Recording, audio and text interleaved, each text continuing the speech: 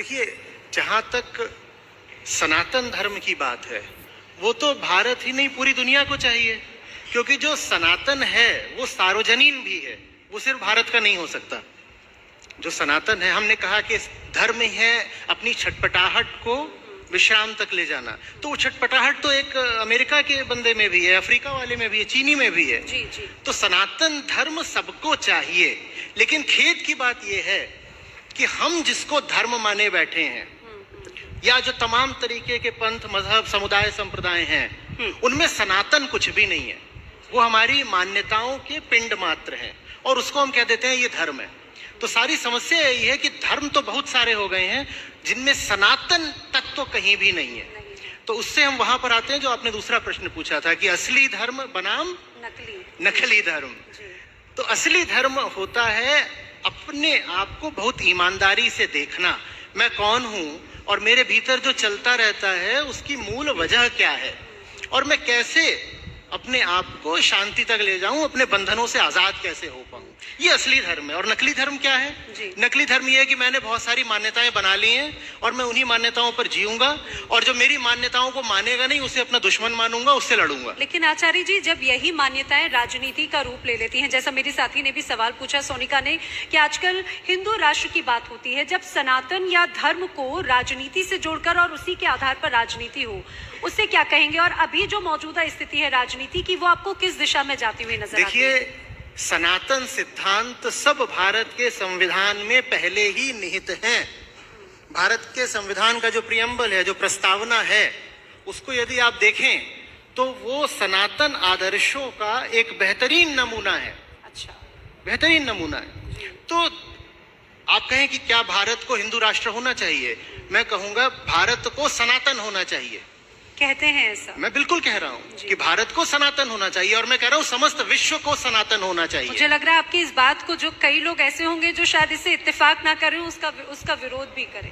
कोई नहीं कर सकता, क्योंकि जो विरोध कर रहा है उसका हृदय भी सनातन के लिए ही प्यासा है। जैसे कोई भी आदमी हो, हिंदू हो, मुसलमान हो, कहा तो भारतीय हो, पाकिस्तानी हो, चीनी हो, रूसी हो, बेचैन कौन नहीं है? कौन है जो कह सकता है कि उसे उसकी मंजिल मिल गई है?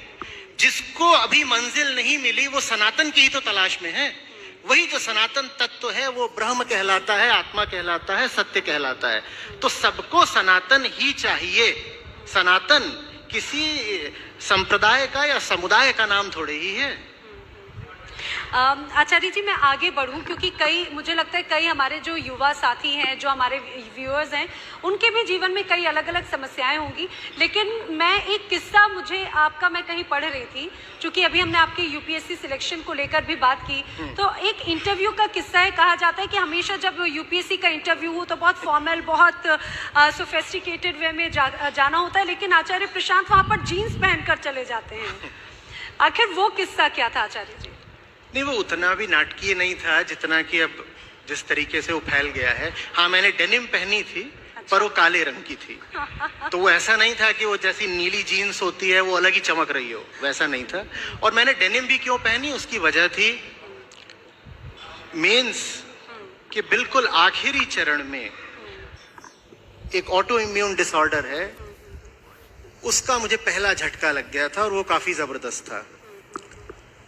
तो मैं जिस स्तर के अंक चाहता था मेंस परीक्षा में, मुझे दिख गया था कि वो तो नहीं आएंगे। और फॉर्म में मैंने बस लिखा था आईएएस और आईपीएस। बहुत सारी और सर्विसेज होती हैं, मैंने उनके नाम तक नहीं लिखे थे कि मुझे ये चाहिए ही नहीं। सिर्फ आईएएस आईपीएस? सिर्फ आईएएस आईपीएस, उसके नीचे का मैंने खाली छोड़ दिया था। तो जब मेरे आखिरी 2 पेपर उस स्तर के नहीं हुए थे जिस स्तर के मैं चाहता था, तो मेरे भीतर जीवन के प्रति थोड़ा गुस्सा आ गया था। वही जवानी का समय है, तो वही मेरा गुस्सा इंटरव्यू में फूटा। इंटरव्यू कॉल मेरी आ गई, मुझे लगा मेरा पेपर नहीं ठीक हुआ है, लेकिन फिर भी इंटरव्यू कॉल आ गई। तो उसी में मैंने कहा मैं बहुत तैयारी नहीं करूंगा। इंटरव्यू की सुबह सामने वो जीन्स रखी हुई थी, तो मैंने वही पहन ली। अपनी बाइक पे बैठ के चला गया मैं शाहजहां रोड, और वहां चला गया। मजेदार बात यह है कि उन्होंने मुझे इंटरव्यू में लगभग ऑल इंडिया हाईएस्ट मार्क्स दे दिए, 300 में 210। क्योंकि जब आपके डर नहीं होता तो आप बहुत सहज हो जाते हो और खरी खरी खुली बात बोलते हो। तो वहाँ बोर्ड में भी वो इंटरव्यू अपना थोड़ा खास किस्म का हो गया था। लेकिन आचार्य जी, वो पल कौन सा रहा आपके जीवन में कि छात्र जीवन से आपने अध्यात्म गुरु कर लिया? कैसे मन में ये आया? छात्र जीवन से अध्यात्म में मैंने कहा तो कोई पल नहीं रहा। हाँ। और अगर कोई आप खास पल पूछोगे तो मैंने फिर कहना शुरू कर दिया मेरे जन्म का पल।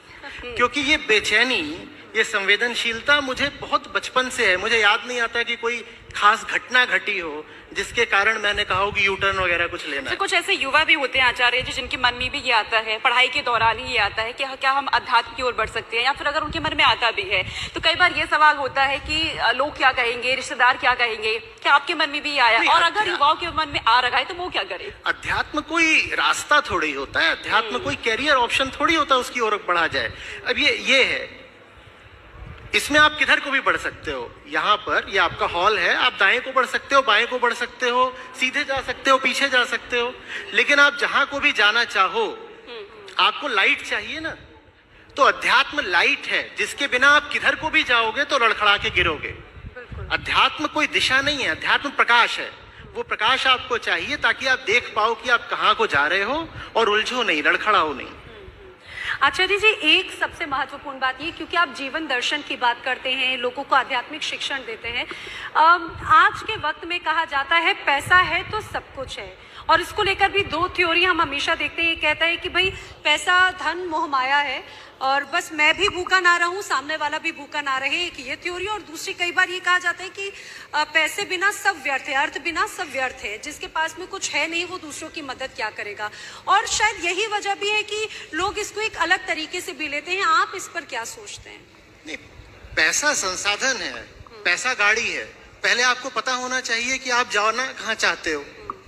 अगर आपको एकदम स्पष्ट है कि जहां आपको जाना है वहां जाने के लिए गाड़ी चाहिए, तो आपको गाड़ी का प्रबंध करना चाहिए। यही धर्म है। पैसा अपने आप में ना अच्छा है ना बुरा है। अगर आपके पास जीने के लिए एक सही मकसद है और उस मकसद को हासिल करने के लिए पैसा आवश्यक है, तो आप जमकर पैसा कमाइए। अब बनारस हिंदू विश्वविद्यालय की स्थापना होनी थी जी। तो पंडित मनमोहन मालवीय देश भर में घूमे, जगह जगह जा करके उन्होंने योगदान एकत्रित करा, क्योंकि जरूरत थी। आप यूनिवर्सिटी बनाने के लिए अगर संसाधन चाहते हो तो क्यों नहीं। समस्या तब आती है जब आपको ये पता नहीं कि आपको जाना कहाँ है, और गाड़ी आपने बहुत बड़ी ले ली है और आप उसका तेल जला रहे हो और दिन भर कर क्या रहे हो, उसको चमका रहे हो और उसकी सर्विसिंग करवा रहे हो। तो पैसा अंत नहीं है, नॉट द एंड। पैसा तो मीन्स है ना।